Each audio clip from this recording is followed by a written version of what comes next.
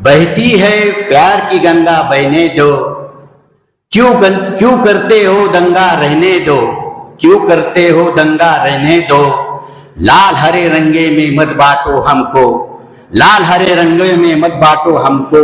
घर के छत पे एक तिरंगा रहने दो, घर पे छत पे एक तिरंगा रहने दो। फक्त 10 ते 15 मिनिटात तुम्हाला कार्यक्रमाचा खरंच स्पीचची मजा घेता येईल, कारण आज मला सत्तारबाईंनी सगळ्यात पहिले वेळ दिलेला आहे। त्यामुळे जरा कार्यक्रमाचं आपल्याला काहीतरी नवीन ऐकायला भेटेल, कारण तुम्ही पुरस्कार घेणार आहेत, समाजामध्ये तुमचं खूप मोठं नाव होणार आहे, खूप जबाबदारी वाढणार आहे। पण मी सांगतो ना, पुरस्काराबरोबर आपण काही पुस्तकं वाचू शकत नाही, पण जे काय आता एवढ्या स्टेजवर मान्यवर एकापेक्षा एक बसलेले त्यांच्याकडून काहीतरी एक एक वाक्य जरी आपल्याला मिळालं ना, तरी आपल्या पुरस्काराचं शास्त्र होईल। कारण हा पुरस्कार जो असतो ना, हा पंढरपूरच्या वारीतल्या दिंडीतल्या प्रसादासारखा असतो। हा तुमचं पोट भरू शकत नाही, पण तुम्हाला फार मोठी ऊर्जा देऊ शकतो, असा हा पंढरपूरच्या वारीचा प्रसाद असतो। मोहब्बत न होती तो गजल कौन लिखता, मोहब्बत न होती तो गजल कौन लिखता, कीचड़ में पड़े हुए फूल को कमल कौन कहता। मोहब्बत न होती तो गजल कौन लिखता, कीचड़ में पड़े हुए फूल को कमल कौन कहता, कीचड़ में पड़े हुए फूल को कमल कौन कहता।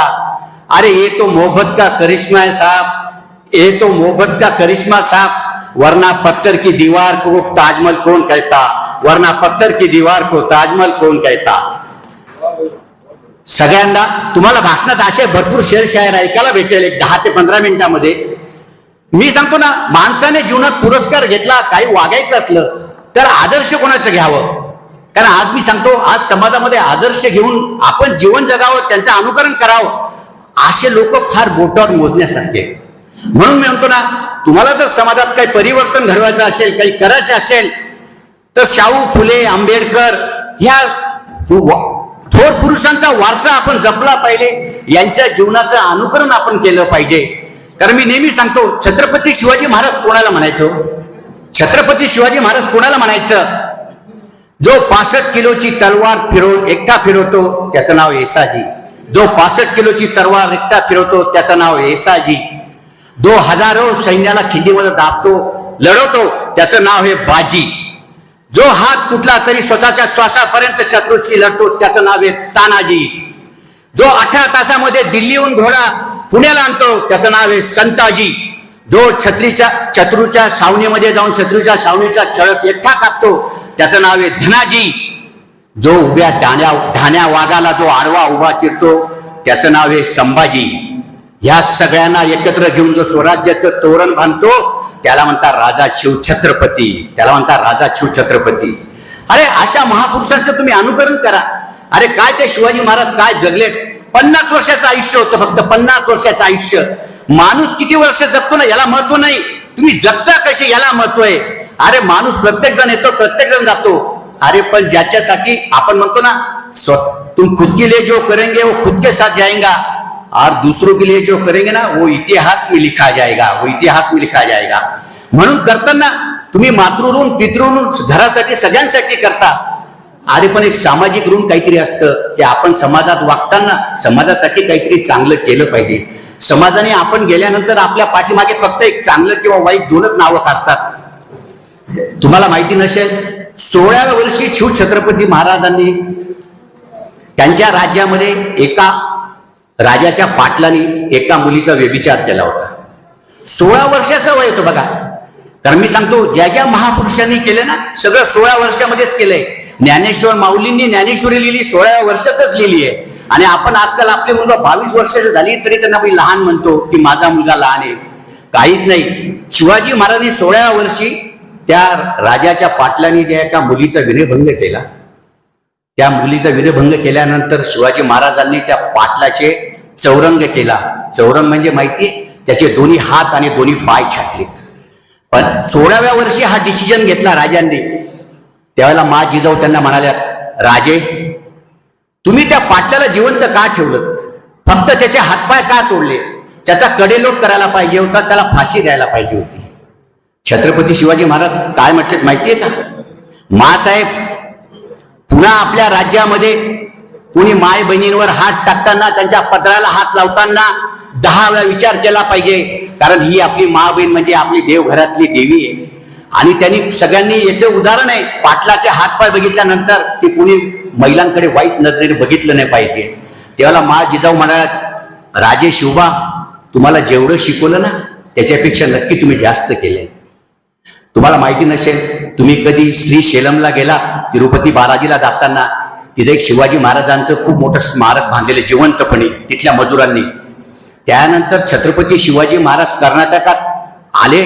ज्यावेळेला कर्नाटकवरून येत होते त्यावेळेला त्यांच्या एका सरदाराने सावित्रीबाई देसाई म्हणून बेलठाणे म्हणून गाव होतं, त्या महिलेचे पती वारलेले होते आणि ती एक महिला स्वतः आपलं राज्य सांभाळत होती.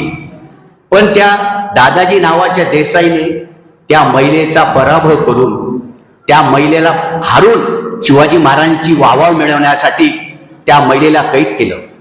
ज्या वेळेला शिवाजी महाराज कर्नाटकामध्ये गेलात ना, ऐकण्यासारखा प्रसंग आहे. एक महिलाबद्दल शिवाजी महाराज ज्या वेळेला कर्नाटकामध्ये गेले त्यावेळेला दादाजींनी त्या महिलेला कैद करून आणलं. त्या महिलेचं नाव होतं सावित्रीबाई देसाई. त्या महिलेला कैद करून आणलं असताना तिच्याकडे 1 वर्षाचं तिचं लहान बाळ तिच्या सोबत होतं. नवरा आदिलशाहीचा सरदार होता, युद्धामध्ये नवरा मारला गेला होता. ती एकटी विधवा बाई एका लहान मुलाला घेऊन जेव्हा हातामध्ये बेड्या घालून तिला शिवाजी महाराजांच्या दरबारात आणलं गेलं. शिवाजी महाराजांच्या दरबारात ज्या वेळेला तिला आणलं त्यावेळेला शिवाजी महाराजांनी बघितलं. त्यावेळेला त्या सावित्रीबाई देसाई एवढ्याच म्हटल्या, राजे, तुमचे आरोपी मी आहे, तुमची दोषी मी आहे. तुम्ही काय द्यायची शिक्षा मला द्या, पण हे माझ्या ताना बाळाचा याच्यात काही दोष नाही, त्याला शिक्षा देऊ नका. ती पटकन सावित्रीबाई देसाई त्या लहान तान्या बाळाला छत्रपती शिवाजी महाराजांच्या मांडीवर ठेवते. शिवाजी महाराज एकदा त्या बाळाकडे बघतात आणि त्या माऊलीकडे बघतात. तो बाळ त्यांच्याकडे हसत राहतो. छत्रपती शिवाजी महाराज त्यांच्या त्या सैनिकाला म्हणतात, वाटीत दूध घेऊन ये. छत्रपती शिवाजी महाराज सांगितल्यानंतर ते दूध घेऊन छत्रपती शिवाजी महाराज चमच्याने त्या लहान बाळाला दूध पाजतात आणि ते म्हणतात, दादाजी, तुम्ही यांना कैद करून आणलं आणि यांचा बाळ माझ्या मांडीवर आहे. माहिती हे कोण आहे? हा बाळ म्हणजे माझा भाचा आहे.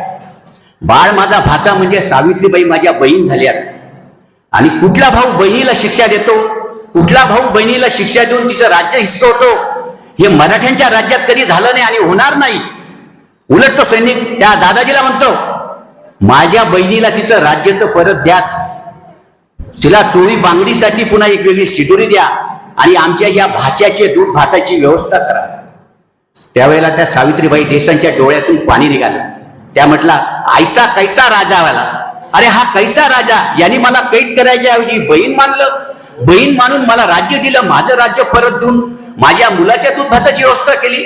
ऐसा राजा होणे नाही म्हणले. त्यावेळेला त्या सावित्रीबाई देसाईंनी छत्रपती शिवाजी महाराजांचं एक दगडी शिल्प केलं. तुम्हाला कधी गेलात तर धारवाड जिल्ह्यामध्ये यादवाड नावाचं एक गाव आहे. कर्नाटकामध्ये धारवाड खूप मोठा जिल्हा आहे. त्या यादवाड नावाच्या गावात मारुतीच्या मंदिरात त्यांनी एक दगडी शिल्पी केलेलं आहे. छत्रपती शिवाजी महाराजांच्या मांडीवर लहान बाळ बसलंय, बाजूला त्या सावित्रीबाई देसाई आहेत आणि त्या छत्रपती शिवाजी महाराज त्या बाळाला दूध पाजताय. म्हणजे छत्रपती शिवाजी महाराजांच्या हयातीमध्ये असलेलं हे दुसरं शिल्प. राजा महाराष्ट्राचा पहिलं शिल्प, पहिलं मंदिर आंध्र प्रदेशमध्ये, दुसरं मंदिर कर्नाटकामध्ये.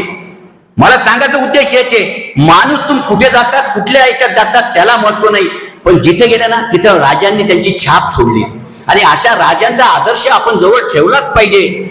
अरे तुम्ही बघितलं ना, डॉक्टर बाबासाहेब आंबेडकर, काय होय माणसाने लहानपणी आई वारली, लाईटाच्या दिव्याखाली अभ्यास केला, घरात देऊन टाईम खाण्याची भ्रांत होती. अरे ज्या वेळेला बाबासाहेब तालुक्याला अभ्यास करायला आले ना, परीक्षा द्यायला, त्यावेळेला त्यांचे वडील रामजी आंबेडकर त्यांच्या सोबत होतात. ते रोज परीक्षेला जाताना डॉक्टर बाबासाहेब आंबेडकर त्यांच्या वडिलांना म्हणायचे, बाबा तुम्ही जेवून घ्या. त्यांचे वडील रामजी आंबेडकर म्हणायचे, भीमराव तुम्ही पहिले जेवून घ्या, तुमचं जेवण झालं का मग देतो. 1 दिवस गेला, 2 दिवस गेला, 3 दिवस गेला. 4थ्या दिवशी बाबासाहेबांना लक्षात आलं, मी जेवण केल्यानंतर टोपलीमध्ये भाकरीच राहत नाही, मग माझे बाबा माझ्यानंतर जेवतात काय. त्यावेळेला बाबासाहेब आंबेडकरांना खूप वाईटलं. ते वडिलांना म्हटले, बाबा मी जेवण झाल्यानंतर भाकरी नसता तुम्ही जेवतच नाही. त्यांच्या वडिलांचं एक मार्मिक उत्तर आहे. ते म्हणतात, बाबासाहेब हिमराव, तुम्ही ज्ञानाने आणि मानाने इतकं मोठं व्हाल, माझी भूक या अन्नाने भागणार नाही. तुम्हाला खूप मोठं ज्ञानाने मोठं झालेलं मला बघायचंय, तरच माझी भूक भागेल. म्हणजे मी सांगतो ना, ज्या बाबासाहेब आंबेडकरांना 2 वेळची खायची नव्हती, आज त्या बाबासाहेब आंबेडकरांच्या नावाने महाराष्ट्रामध्ये 16 विद्यापीठे आहेत, 16 विद्यापीठं. आणि आज छत्रपती, आज डॉक्टर बाबासाहेब आंबेडकरांचं 60 देशामध्ये जयंती साजरी केली जाते. मी डॉक्टर बाबासाहेब आंबेडकर नेहमी म्हणतात, ते जगायचं ना तर स्वाभिमानी जगायचं. जसं गौतम बुद्ध म्हणताना, आता देवो भव, स्वतःला स्वयंप्रकाशित करा. बाबासाहेब म्हणतात, बुद्धम शरणम गच्छामी, तुम्ही बुद्धीला शरण जा. बुद्धम शरणम गच्छामी, तुम्ही बुद्धीला शरण जा. धम्मम शरणम गच्छामी, तुम्ही धर्माला, तत्वाला आणि विचाराला शरण जा.